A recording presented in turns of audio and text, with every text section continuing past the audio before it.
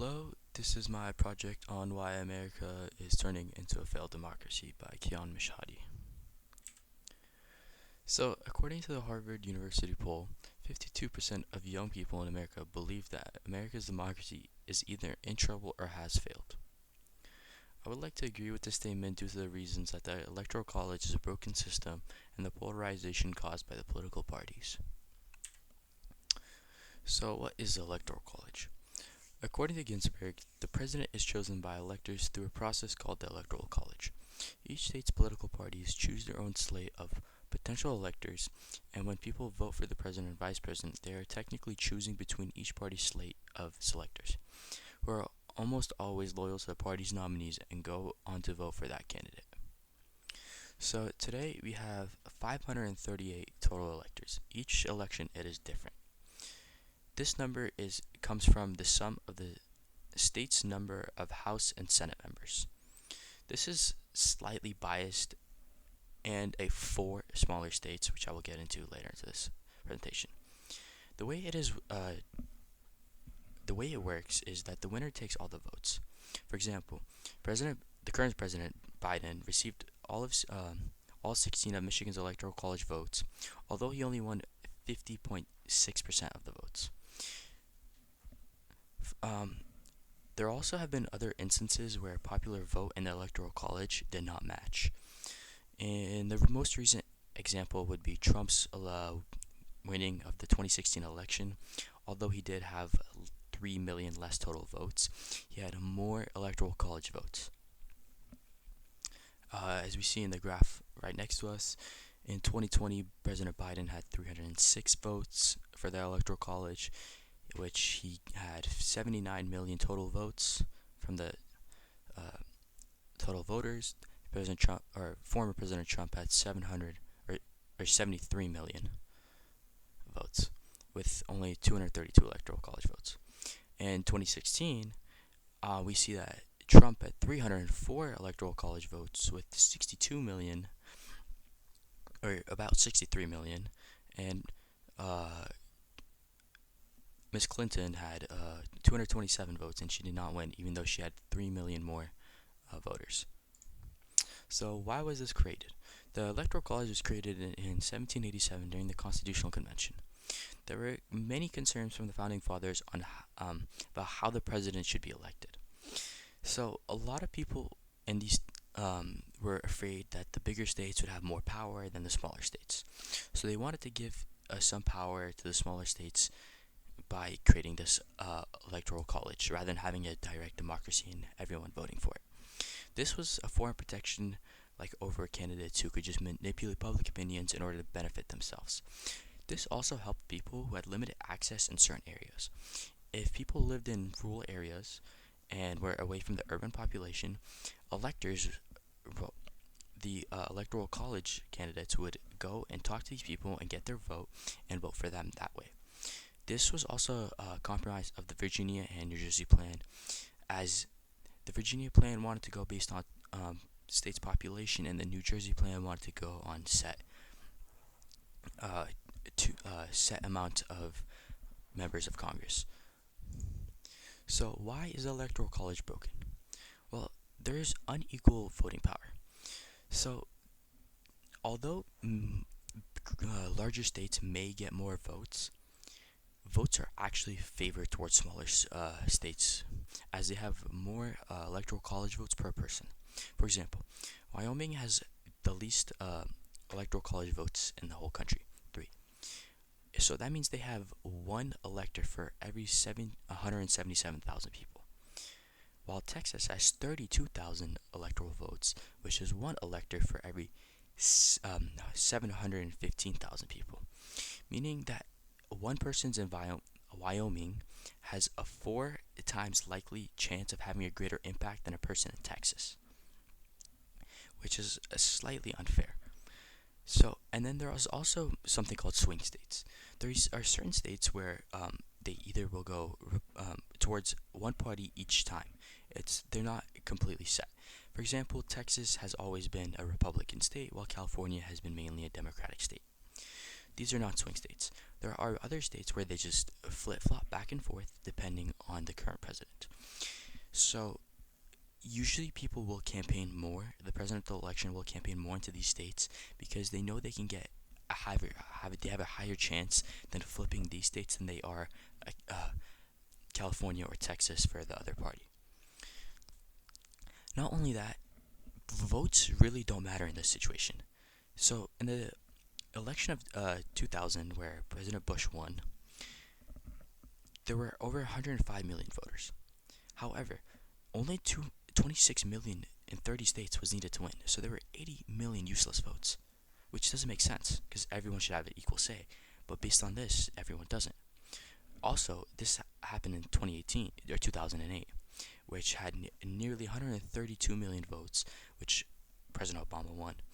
This only needed 40 million votes in 29 states, including Washington, D.C. This is due to the winner takes all. Because of this, certain candidates don't campaign in certain states, which is an issue because everyone should have equal representation and equal representation. I forgot the word. There we go. Democrats won't campaign in Texas. Republicans won't California. This causes lower voting turnout rates for the opposite party in those states, which is unequal to those. There's also the issue of faithless electors. Electors from over half the states can vote for whomever. They don't have to actually follow what that state wanted. So, even if they vote against, it is a very small fine, $1,000 or even a misdemeanor, which most people it doesn't matter to them.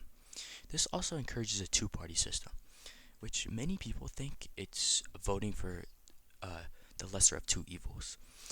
And usually, when a third party joins, it's called being spoilers. So, I don't remember which election it was, but it was Bush versus Al Gore, and the third party took votes away from Al Gore, which caused Bush to win, which was a little bit of a controversial thing at the moment, but that was over 20 years ago. And then, if the Electoral College comes to a vote, the House votes for the president, and the Senate chooses the vice president. This can cause opposition.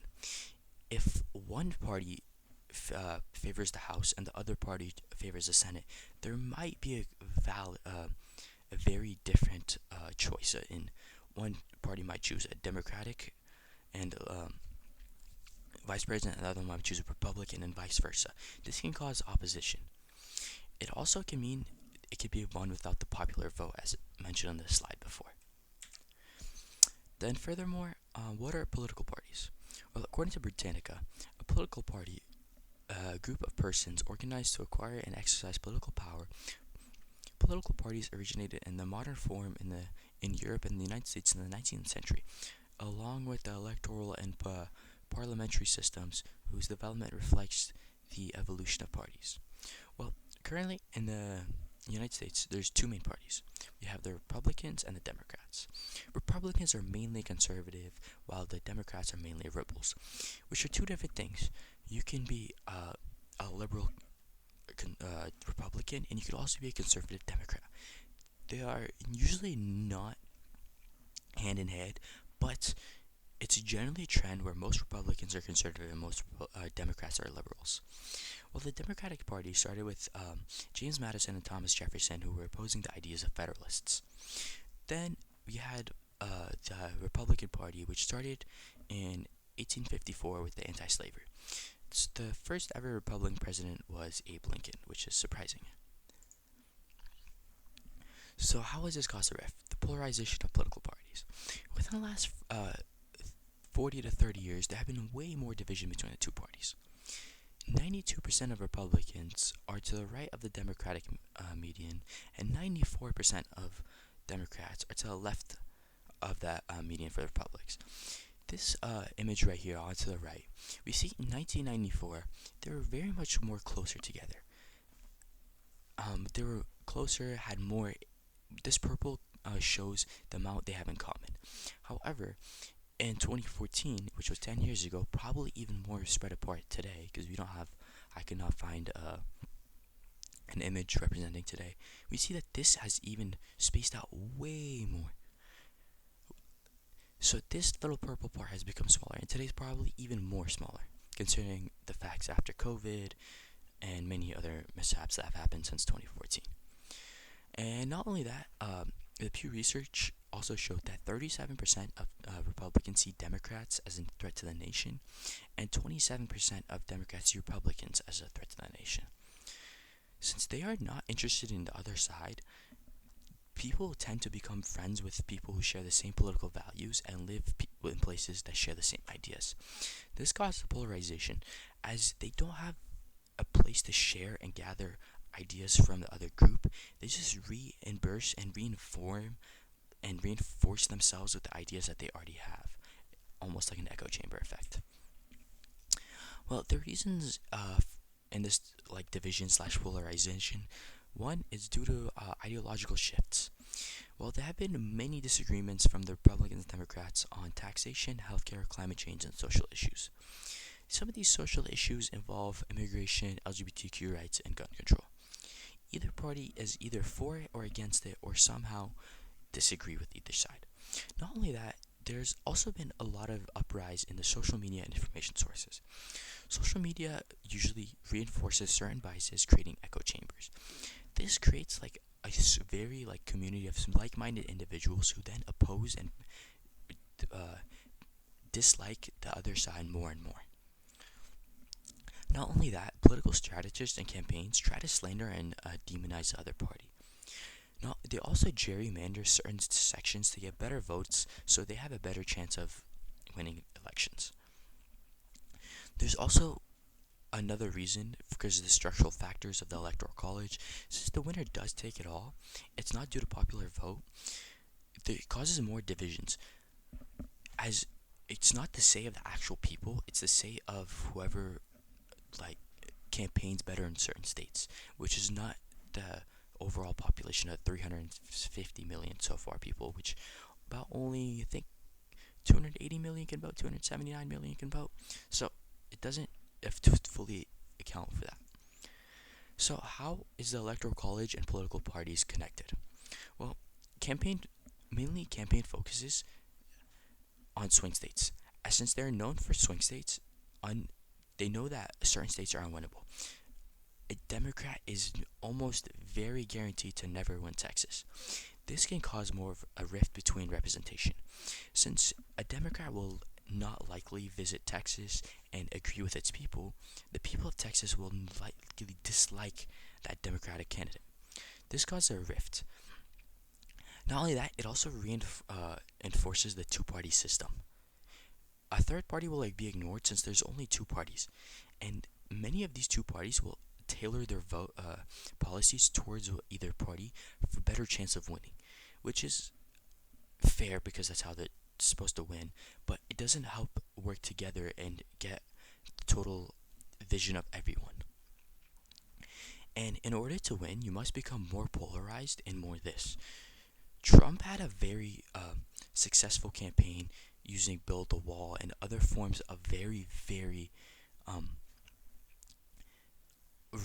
right-sided ideas, which cause more polarization than seen before from personal visions, which caused a huge rift in the middle and to the right, which caused both sides to disagree more, and that's one of the one example. And also that there's also the issue of public trust. Many people do not believe that the election is legitimate anymore, since in 2016, as Hillary Clinton had won the popular vote but she had lost the Electoral College, many people had a outlash against that. The same thing happened in 2000 where Bush had won. So, to wrap this up, how is America becoming a failed democracy? Well, a democracy from Ginzburg is a system of rules that permits citizens to play a significant part in the governmental process, usually through the election of key public officials. So, how can a citizen be part of the government when their votes don't really matter? In 2020, there were just under 240 million eligible voters. Oh, I was wrong. It was 240, not 270. And now, only 159 million of them voted, which means 81 million didn't vote. How can this be a true democracy if 81 million people didn't get a say? As it says, as a democracy is for the people. And not only that, the role of the government in democracy is to serve the people. In certain states don't get served. Swing states are only used for winning, not about serving the people. And other states don't even get representation at all. And this is due to the fact that winner takes all. How can it be a democracy with electoral college? And it cannot disagree with popular vote, as seen in the past few examples. So, it also, the continuation of this, it also lacks compromises. Parties are more likely to become polarized, and laws become harder to pass. If the two parties cannot combine and work together, they cannot address the public's needs and wants. This weakens Congress, as it is harder to uphold values such as fairness, transparency, and accountability. Not only that, there's also an echo chamber effect, as more people are less likely to listen to the other side because there's less engagement from each side, as people like to be friends with people of the same political party because they want to have the same views, because they don't want to disagree with each other. It's harder to find common ground and be able to create a clean working democracy, which also undermines civic engagement. This is due to many voices are unheard due to partisan dominance. If they know certain places are leaning towards the other side, no one's going to listen to them. It is going to be hard to get your ideas and ideologies and other factors out when there's only one party leading the control. So how can we fix it? One way we can fix this is by just getting rid of the electoral college system and having a direct democracy of popular voting. This would probably help engage more people, which also broadens in representation. More people are going to be like, oh, my vote actually matters now, rather than having the electoral college, because certain states can still have a chance. As, for example, that Michigan, it was very close, but President Biden took the 16 votes. If those votes had been direct democracy, although Trump did not have the popular vote in general, it might have tipped the scales in electoral college vote at all, which gets more people to vote. Also, this would require nationwide campaigning rather than swing states. Since there are millions and million peoples around the world, or all around the U.S., rather than focusing on swing states, they can go visit other states and more states. They might be able to get more votes from Republicans in California, maybe even more Democratic votes in Texas. This also has a greater chance of increasing voter turnout as like that. Now, we can also improve civic education. Many people are more likely to vote and engage in civics if they're educated. The most common voting is educated white males. White, which if we bring education to everyone, we can balance this out rather than having the educated white male vote, which overall increases representation for everybody. Not only that, we can also improve civic engagement. People willing to listen to the other side and being able to compromise with one another. As if you're unlikely to have friends of the opposite party, you're unlikely to hear ideas from the opposite party. Therefore, you will never fully be able to compromise when you are met with challenges. Not only that, we can also bring some institutional changes to Congress and other institutions by creating cross-party collaboration. If Democrats are only forced to deal with Democrats, they're never going to be able, it's going to be really hard to deal with Republicans and vice versa. So by doing this, we can potentially create a better system, allowing the two parties work together to better help the people. As at the end of the day, a democracy should be for the people. And these are my sources, and this is the end. Thank you so much for listening.